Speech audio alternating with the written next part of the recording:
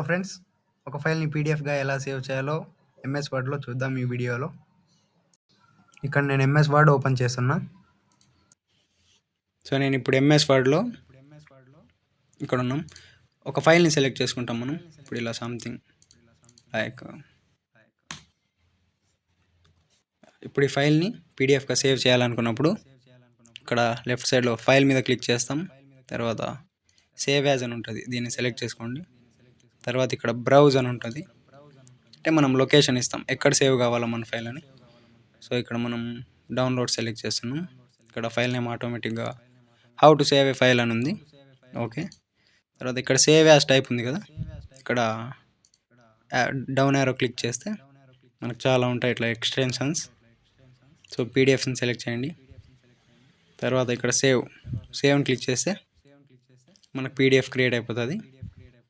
So create అయిన పీడిఎఫ్ని మనం file ఎక్స్ప్లోరర్లో ఇక్కడ డౌన్లోడ్స్లో సేవ్ చేసాం కాబట్టి సో ఇక్కడ చూడొచ్చు.